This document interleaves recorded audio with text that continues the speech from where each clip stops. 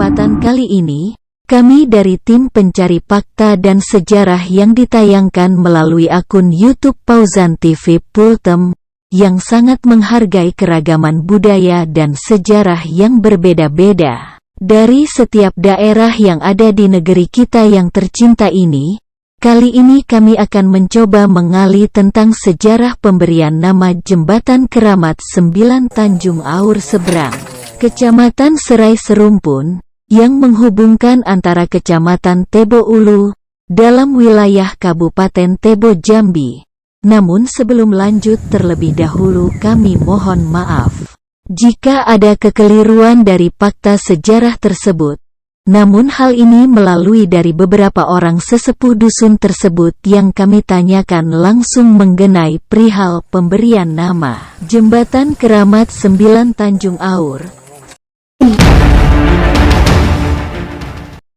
Seperti halnya Bapak Muhammad Badri, orang yang dituakan dan juga saat ini masih menjabat sebagai Sekretaris Desa Tanjung Aur Seberang, dengan senang hati menceritakan kepada kami, sambil duduk santai di atas kursi di depan rumahnya, tentang faktanya di balik pemberian nama Jembatan Keramat 9 Tanjung Aur Seberang.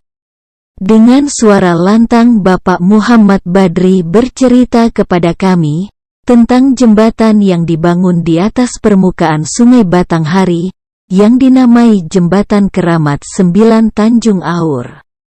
Karena pada zaman dahulunya, di Tanjung Aur Seberang ini, ada yang namanya keramat atau orang yang dikeramatkan berjumlah 9 saudara dan satu di antaranya adalah perempuan. Menurut dari beberapa orang narasumber, keramat 9 merupakan orang-orang yang hafal Al-Quran, sedangkan keseluruhan dari makam tersebut masih berada di daerah desa Tanjung Aur Seberang.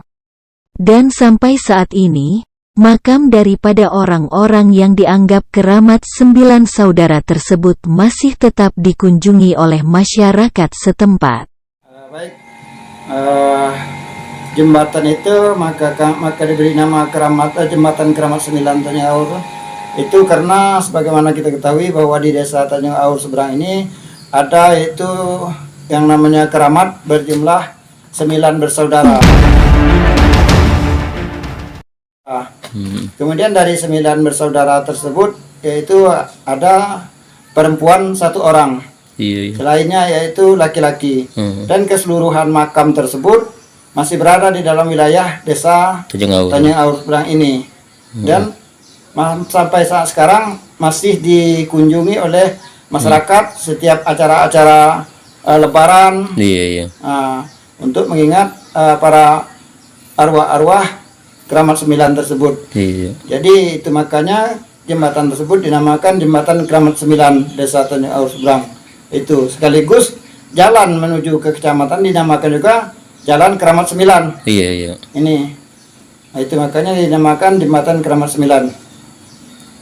Karomah di bidang masing-masing keramat yang ada di 9 tersebut itu bermacam-macam. Ada yang darah putih, ada yang geraham temago, ada sungut kawat. Nah ini, itu bermacam-macam jenis keramat yang ada pada beliau itu tersebut. Dan untuk orang selanjutnya keramat itu di desa ini bukan saja 9 tersebut, bahkan banyak lagi keramat-keramat yang lain. Ada keramat Quran, masih juga bersaudara keramat 9 tadi. Nah itu, jadi untuk di desa ini banyak keramat, tapi yang lebih populernya keramat 9 tersebut.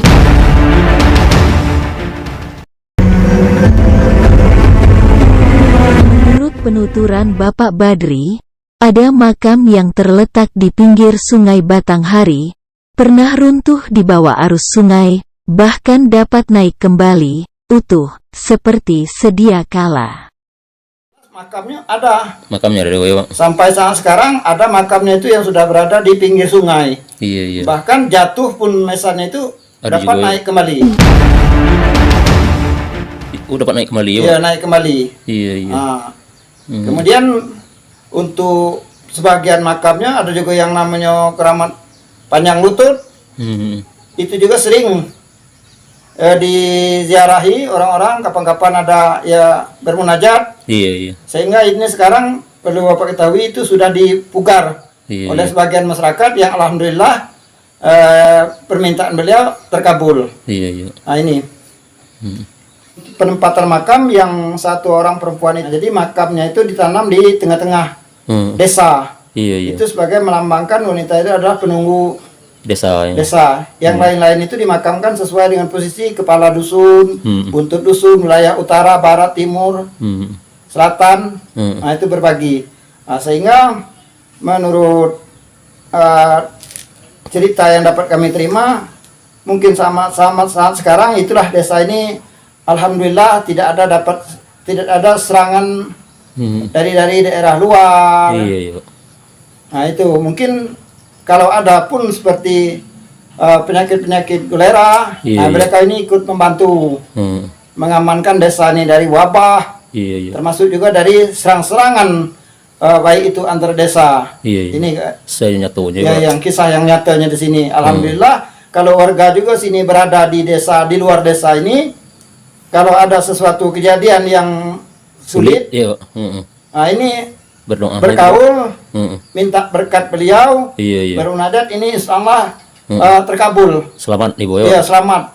Bahkan orang dari yang lain itu memandang kita itu, yang mendapat bantuan itu ada yang besar tinggi penglihatannya, besar tinggi, bulu-bulu umur sebesar kawat. Sehingga orang nak menghadapi beliau itu takut jadi timbul rasa takut.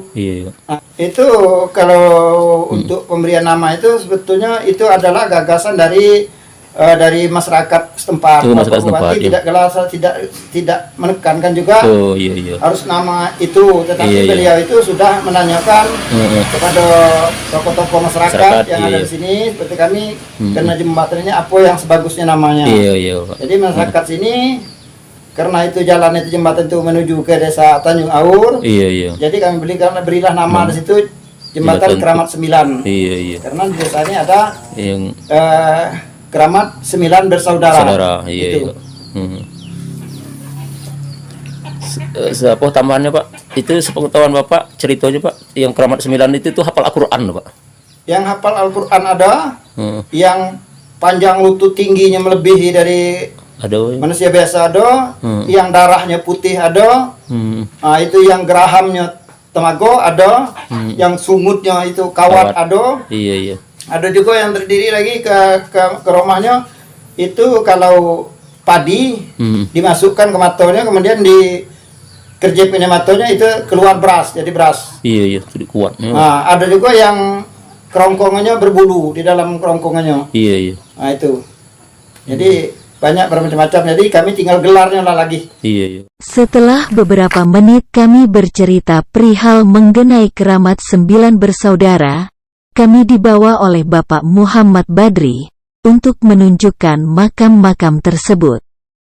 Karena memang jaraknya tidak jauh dari rumahnya, dengan menempuh perjalanan kaki, setibanya di lokasi Bapak Muhammad Badri melanjutkan ceritanya. Salah satu makam dari keramat yang 9 bersaudara tersebut. Nah ini makamnya terlalu panjang nampaknya orangnya. Mungkin yang panjang lututnya yang itu. Semasa hidupnya Pak, gelar siapa namanya Pak? Datuk yang ini Pak. Gelarnya, namanya maksudnya. Kalau dulu kan gelar kan. Iya. Apa Datuk panjang lutut? Mungkin yang sini nih Pak. Saya yang panjang lututnya rasa. Panjang lutut. Iya, ragu juga saya yang sini nih, yang panjang lututnya. Artinya makamnya panjang, ada juga yang Quran juga. Iya. Istilah tuh Pak, istilahnya tuh semasa hidupnya Pak, hal-hal yang diperbuat ini macam mana Pak, yang bisa dicontoh di generasi penerusnya, mungkin bisa diteladani lah oleh masyarakat setempat. Dia ada yang sesuai dengan bidang apa dia? Bidang yang dimiliki dia. Kalau ya bidang yang jurusan keramat yang membidangi Al-Quran, ini selalu mengajarkan kita bertauhid, melaksanakan ibadah. Nah, ini yang diperintahkan beliau.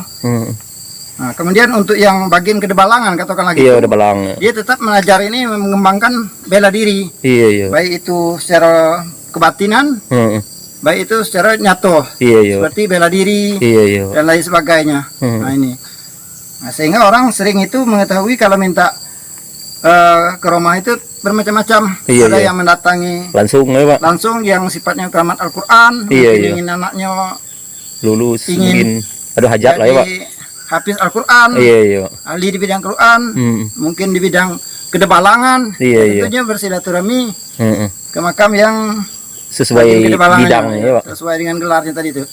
Itu. Namun masing-masing keseluruh itu ada semua mempunyai kelebihan. Iya. Itu. Jadi dari setempat makamnya intinya Pak terpisah. Ini salah satunya. Tapi ini pun batu nisannya, ini batu sungka batu lah, tua lama kan panjang. Sengaja diantar di luar wilayah perkampungan. Alasannya Pak? Ya alasannya ini untuk penjaga wabah-wabah dari serangan baik itu. Dipercaya oleh masyarakat ya Pak. Serangan baik yang kasat mata maupun kasat mata baik yang nyata atau yang tidak nyata. Orang berkeyakinan ini bisa membantu. Sehingga masyarakat yang ada di dalam desa Tanjung Seberang ini terpelihara. Ini maka sengajanya ditempatkan di wilayah-wilayah kata saya tadi, timur, barat, utara, selatan. Dipisah-pisah ya Pak. Dipisah-pisah. Terpisah. Menurut penjelasan dari Bapak Muhammad Badri, makam-makam tersebut, menurut wasiatnya, sengaja ditempatkan di pinggir dusun seperti timur, barat, utara, dan selatan. Itu semua diyakini oleh masyarakat setempat bisa menjaga daripada masyarakat yang ada di Tanjung Aur Seberang baik ancaman yang kasat mata, maupun yang tidak kasat mata. Kemudian kami ditunjukkan lagi pada makam berikutnya yang ada di tengah-tengah desa Tanjung Aur.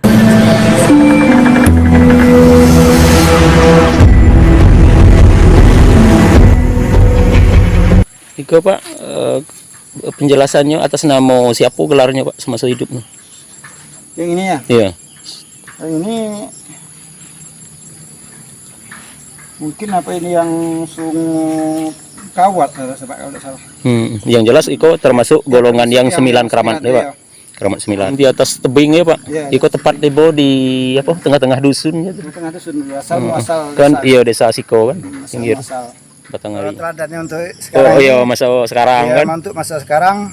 Jadi mari kita untuk yang bisa kita petik dari pengalaman-pengalaman beliau dan petua-petua yang ada pada beliau, ya tetap kita mencintai, menjaga kesatuan dan persatuan, terutama sekali hablum minallah dan hablum minan nas. Hubungan dengan Allah, hubungan baik itu sesama manusia. Nah, sehingga kita bersatu dari serangan itu musuh yang akan mengganggu keamanan dan kenyamanan masyarakat ini. Nah, beliau kita hadapi bersama dan kita bersatu. Inilah yang dapat kita petik sehingga alhamdulillah dengan cara-cara demikian sampai saat sekarang tidak ada peristiwa-peristiwa yang fatal seperti perperangan antara desa dan lain-lain sebagainya ataupun serangan wabah. Tidak ada yang terelak di bawah. Agak terhindar. Tetap memelihara masyarakat desa ini walaupun itu berada di tempat-tempat orang lain. Contoh saya berada di luar desa ini, di kabupaten lain, bahkan provinsi lain, bahkan sampai menyeberang Sumatera ini pun tetap dapat bantuan. Contohnya Pak dari segi apa Pak? Contohnya umpama saya ini ada semacam kesulitannya. Umpama berada di luar Pulau Sumatera, entah itu Kalimantan, entah Jawa atau Sulawesi, jadi ada kesulitan, tak mau ditodong.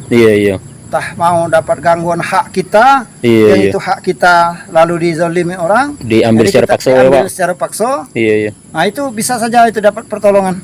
Asalkan dengan ketentuan kita ingat kita bermunajat, bermohon kepada Tuhan, bermunajat ke rumah beliau ini, minta hindari, dari minta jauhi dari gangguan, baik itu berupa binatang buas, manusia. Alhamdulillah kalau orang-orang yang sudah pernah berhadapan dengan masyarakat sini, katanya sebagaimana yang saya sampaikan tadi itu, selamat intinya penglihatannya selamat dan penglihatannya jauh di luar batas kemampuan manusia ya, Batas Pak. kemampuan manusia, Iya. tidak, bukan tandingannya. Tandingannya. Tinggi Iya, saja iya. katanya melebihi berapa kali lipat Tinggi manusia biasa tinggi ya, manusia Pak. biasa. Iya, iya. Besar badannya. Iya. Nah, itu dia yang Sehingga sering keinginan tiba nak ngolah itu tadi keinginan sehingga penampakan lari itu ya. ada yang sungutnya bagaikan kawat besar-besar. Hmm. Nah, sehingga tidak mampulah rasanya untuk menghadapi. Iya, iya, Pak. Nah, inilah sering dapat menurut cerita-cerita orang-orang masyarakat sini yang sudah pernah mengalami bantuan dari Iya, iya, minta trauma-trauma pertolongan yang ada ya. di sini, minta pertolongan itu. Hmm. Terima kasih atas kunjungan Bapak yang telah bersedia menggali tentang sejarah yang ada di Desa Jingau Seberang itu. Mungkin ini yang dapat saya berikan. Iya, Pak. Mungkin ada mungkin kata-kata saya atau penjelasan saya Iya, yang kurang kurang pas. tepat, iya. Saya juga mohon maaf dan saya sudahi. Wallahul muwaffiq ila aqwamit thoriq. Wassalamualaikum.